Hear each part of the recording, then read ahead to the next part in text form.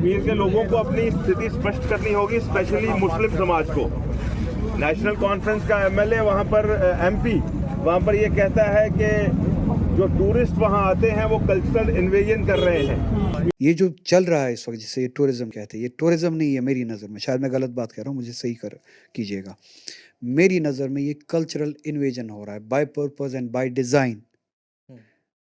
Particular set of people वहाँ पे लाए जाते हैं, ऑन पर्पस लाए जाते हैं, बाय डिज़ाइन लाए जाते हैं, पर्टिकुलर एक्टिविटीज़ के लिए लाए जाते हैं, वो पर्टिकुलर एक्टिविटीज़ कराई जाती है वहाँ पे। एक कल्चरल इन्वेजन वहाँ पे इस वक्त चल रहा है जम्मू कश्मीर में, माहौल को ख़राब करने के लिए।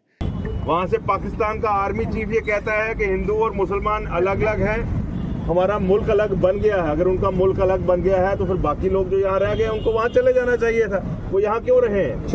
पाकिस्तान की कहानी अपने बच्चों को जो है आपने जरूर सुनानी है ताकि वो पाकिस्तान की कहानी ना भूलें। Well, our forefathers they thought that we are different from the Hindus in every possible aspect of life. Our religion is different, our customs are different, our traditions are different, our thoughts are different, our ambitions are different. That was the foundation of the two nation theory that was laid there. That we are two nations, we are not one nation. जब ये national conference जिसकी यहाँ सरकार भी है उसका member parliament इस तरह से बात करेगा तो नेचुरली आतंकवादियों को, इस्लाम परस्त आतंकवादियों को प्रोत्साहन मिलेगा।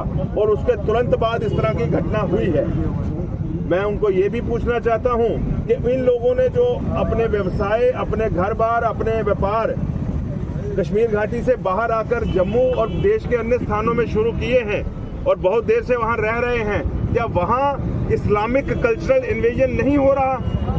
इनको शर्म नहीं आती इस तरह की बात करते हुए? और उसके बाद ये प्रमोट कर रहे हैं हेट्रेड को, प्रमोट कर रहे हैं टेररिज्म को।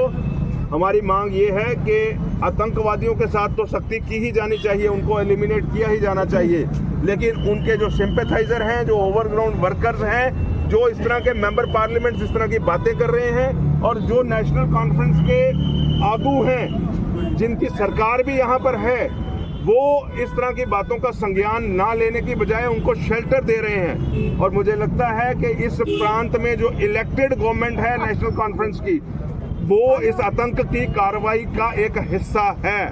उसके ऊपर कार्रवाई होनी चाहिए। उसके मेंबर पार्लियामेंट का बयान जो है वो इन्वेस्टिगेटिंग एजेंसी को अप्रोप्रिएटली अकाउंट फॉर करे और उसके बाद उस पर कार्रवाई करे।